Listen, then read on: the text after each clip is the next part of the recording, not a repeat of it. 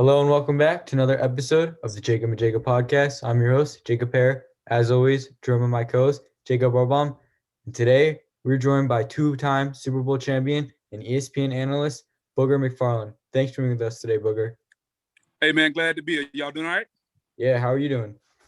Outstanding, baby. 70 degrees in Florida, not a cloud in the sky. We're here in Philly. It's like 30 degrees right now. The wind chill is making it feel like it's like 10 degrees. So wish we were in Florida. Yeah, I don't know how y'all do that weather on the East Coast, man. There's been snow on the ground for the last 2 months. We can't wait to get to spring. All right,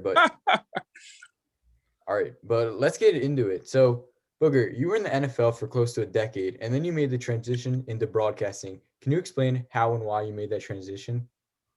Well, I played 9 years in the NFL. I had a lot of success, but when I got done, I was, 31 years old. And I'm trying to figure out, what's next in life? What am I going to do? Because even though you retire from the NFL,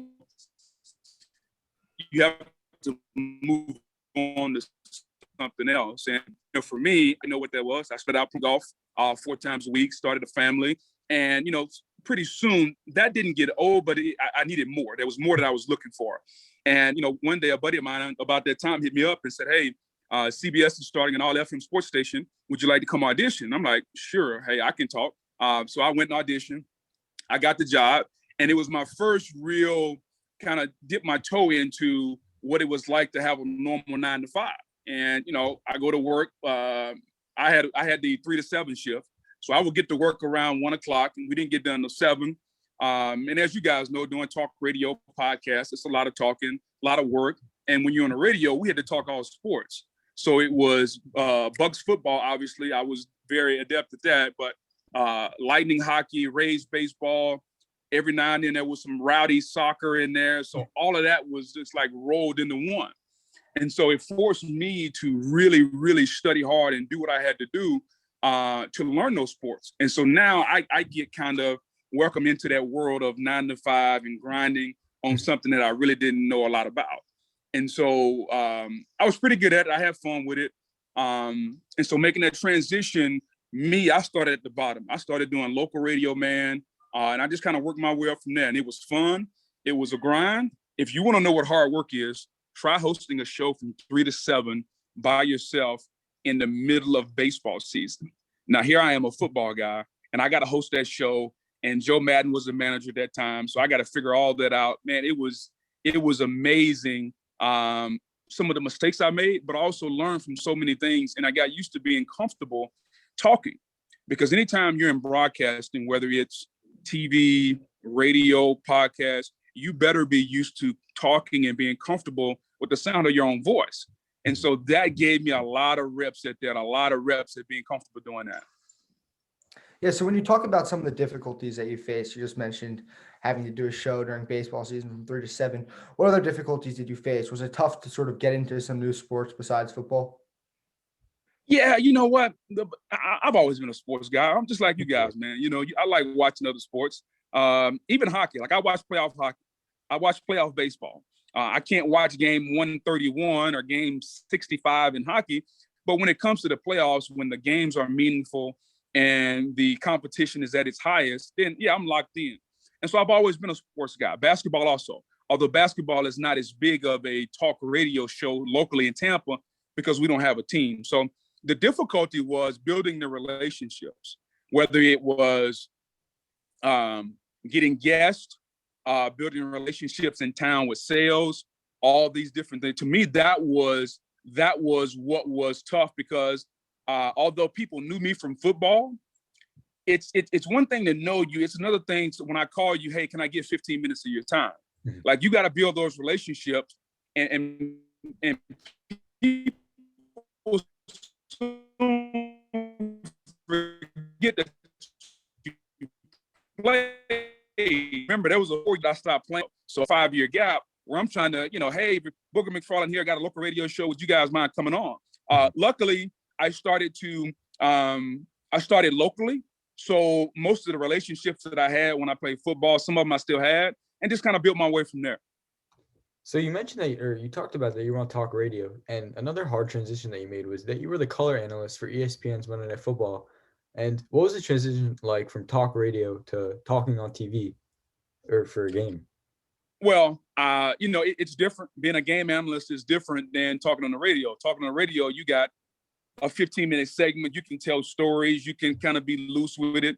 When you're calling the game, the people that are watching the game want one thing.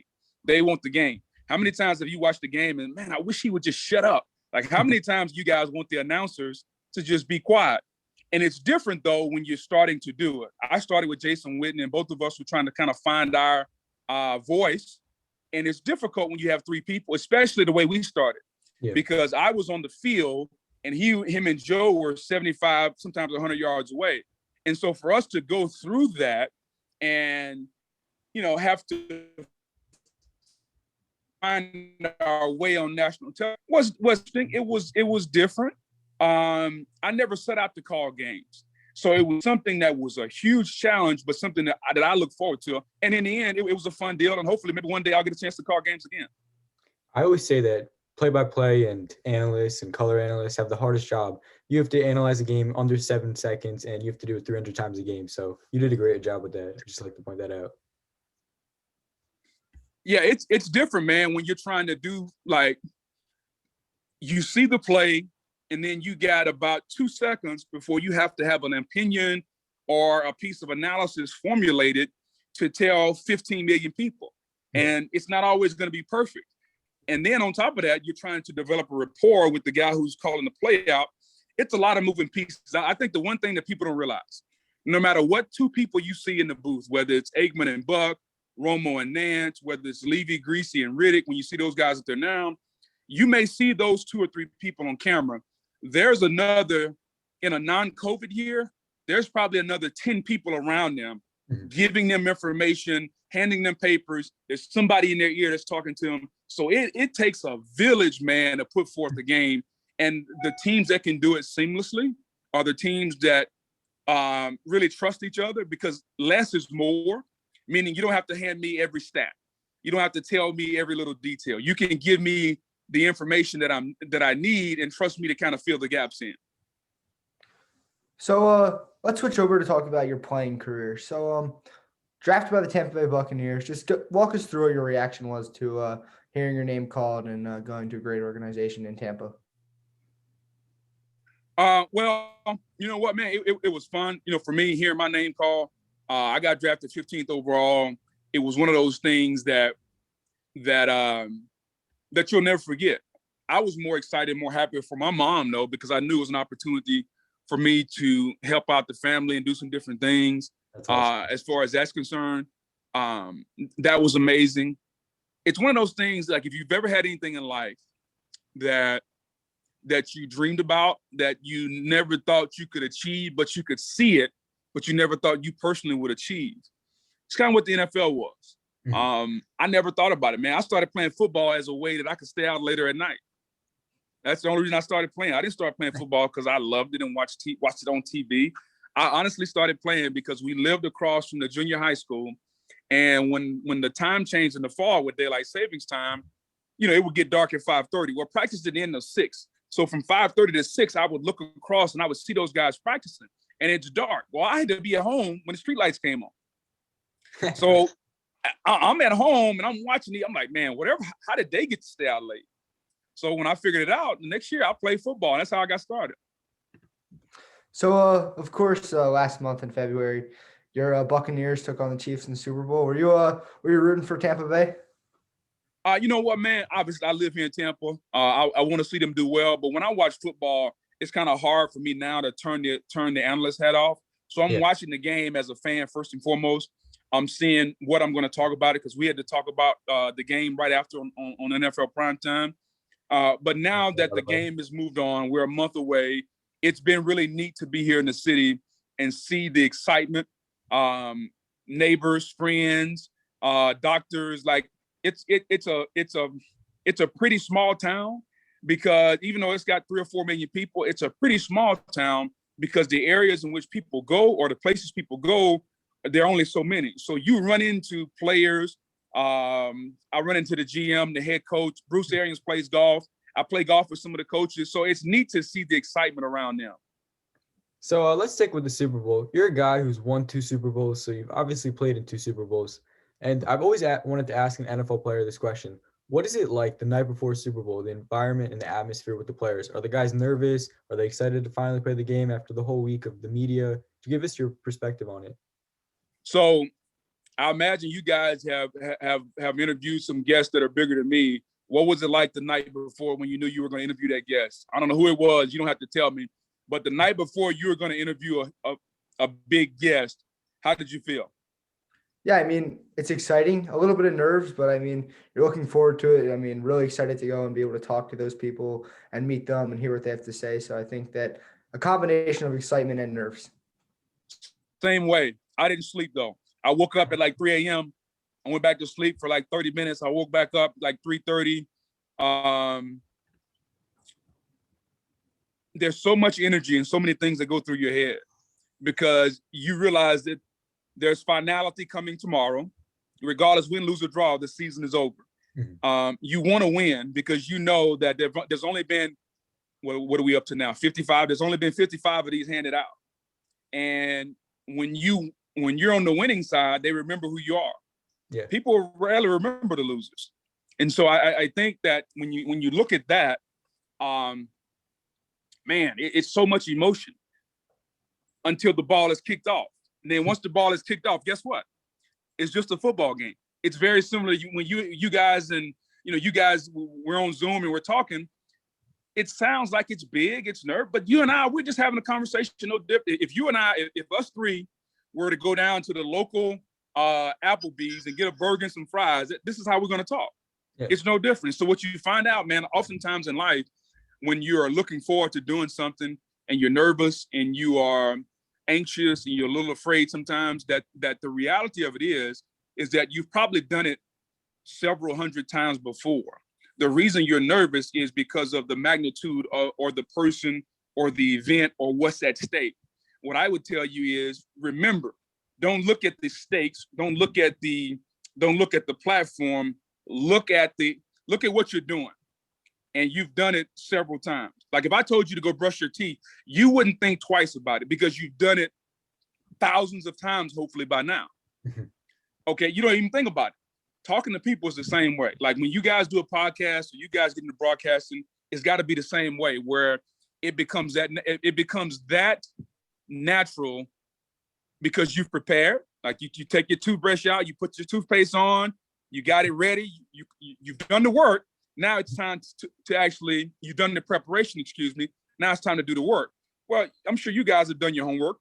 Mm-hmm. And anybody you talk to, once you do your preparation, then just go have fun and do it. And so for me, it was the same way once the game kicked off. Like we knew we were ready once the game kicked off. And what was it like? I mean, your former coach in Tampa was Tony Dungy, and to go back in Indianapolis and win it with him, what was it like to win it with him?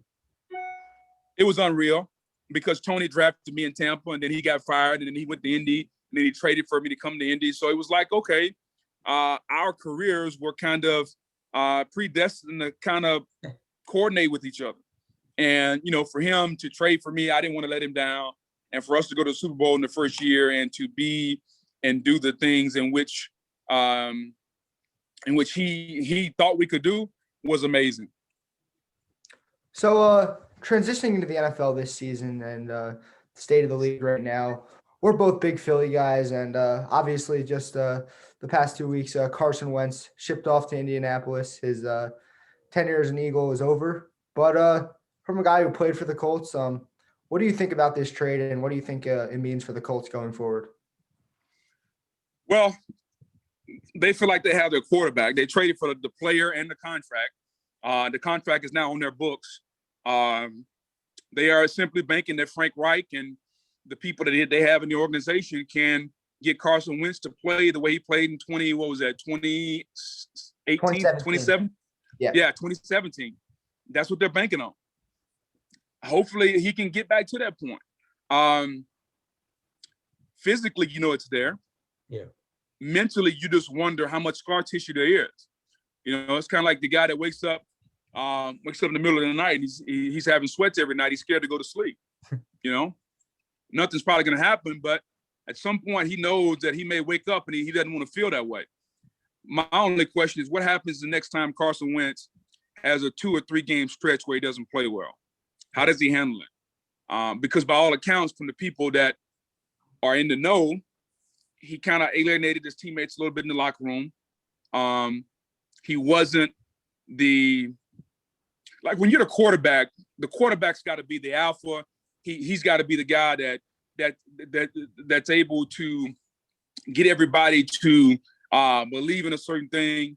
The guys have got to gravitate toward him. They got to go to him. Like, that's what the quarterback's got to be. It doesn't seem like Carson Wentz was that guy. It seemed like when Jalen Hurts got in the game, people gravitated toward him. Now, that doesn't mean you got to be the rah-rah guy and talk and speak and all that. And that's not what I'm talking about. But as the leader of the team, people should gravitate toward you when you're the leader.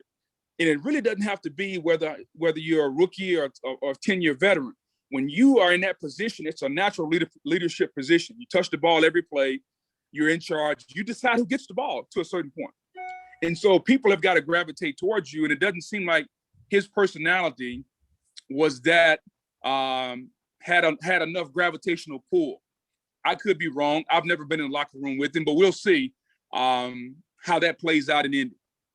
Yeah, so you're also a guy who played with Peyton Manning, one of the best leaders in NFL history. So it's a great point that you just made. But moving on to another quarterback in the NFL who's been talked about for the last 2 months, Deshaun Watson. What do you see happens with the situation between Watson and the Texans? He says he's not playing in Houston again. I got to take a man for his word until he gives me a reason not to. And if he says he's not playing, Houston says they're not trading him, then we're just going to kind of sit back and wait. Who's going to give first? It's kind of the game of chicken. We got 2 cars driving at each other 100 miles an hour. Who's going to hit the brakes or swerve first? I have no idea. Here's what I will say. Usually, the guy with the most money wins a lot of battles. And the Cal McNair and the Houston Texans are billionaires. Deshaun Watson is a millionaire. Can he afford to sit out? I don't know. Can the Texans afford for him to sit out? Yeah, they're still going to make money. All right. So in the end, it's really up to when this situation ends, because he's not going to play. I take him for his word. So when this situation is resolved is really dependent upon how far Houston wants to take it and how far Cal McNair, does he say, you know what? I have a business that's going to be profitable whether you're at the quarterback position or not. I can go find another quarterback. Can you afford to find $25 million in 2021 if you sit out? Probably not. So he's going to call his bluff, and we'll see. Now, this situation with Deshaun Watson, do you think it's something that could be fixed and where Deshaun Watson does end up staying with Houston, or do you think the only way to fix it is with the trade out of Houston? I don't think it can be fixed. You got a new GM. He couldn't fix it. You got a new head coach. He couldn't fix it. So, what else is left? A new owner? Owner's not going to sell the team. So how can it be fixed? And, it doesn't sound like he wants it fixed. It's one thing. It would be one thing if he wanted it fixed. It doesn't sound like he wants it fixed. Now, what about with Russell Wilson up in Seattle? Obviously, it doesn't seem like he's going to be traded, but there's been some speculation and some talk. We saw that there was a list that came out of possible 4 teams that he would accept the trade to. Do you think there's any chance that they move on from their longtime quarterback, or do you think Russ is just there to stay? Nobody's there to stay. I think eventually Russell feels like that he's being held back. And, Russell is not just a star quarterback. Like he's trying to be an icon. He's trying to be one of the best that ever played. And he realizes that he needs another ring or 2 to do that. He's been in Seattle. People know of Russell Wilson, but have we really seen Russ on that other than playoff runs and Super Bowl, week in and week out? Have we really seen Russell in the spotlight? Do we really talk about him as much as if he were in New York or Chicago on the East Coast? Probably not. And I think there's a lot of that built in where he wants to be mentioned with Mahomes and Watson and Brady. I think he deserves to be in that conversation. Russell is very, very good. He's a top 5 quarterback in this league. And in a day and age where teams are throwing the football a lot more, Seattle seems to be saying we're going to go play ground and pound. And I think it's going to come to an end at some point.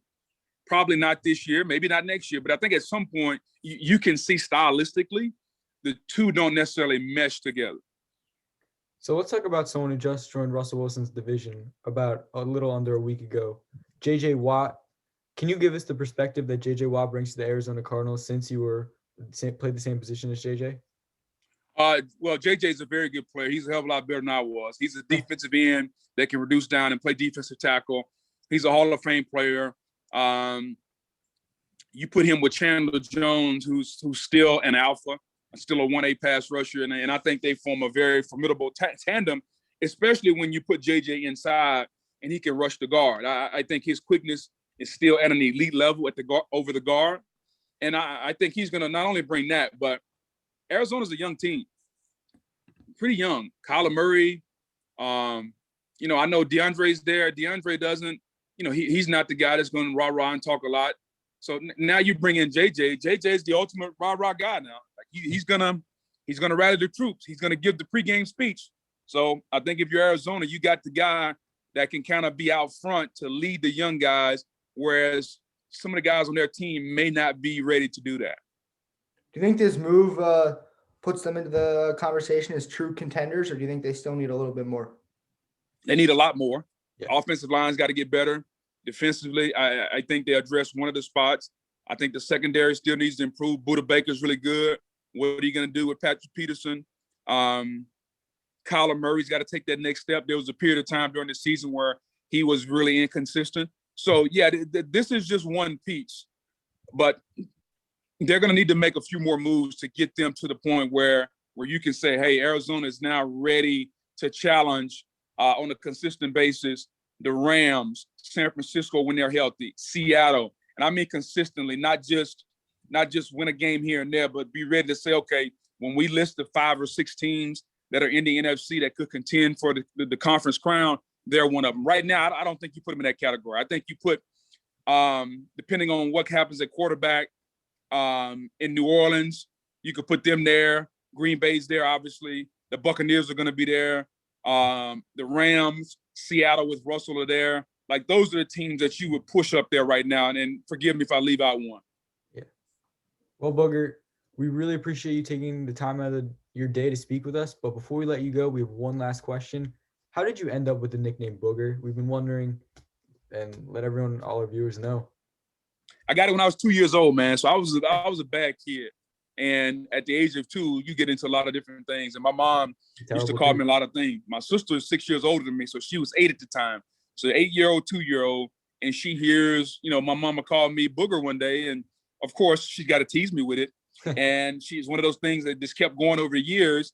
And before I know it, the older I got, the more people knew about it and just kind of took off from there. Hey, that's what older sisters do. It's a great story. Well, Booger, we got to thank you again for joining us today. We really appreciate you taking the time, and best of luck with the off season coming up and the upcoming season.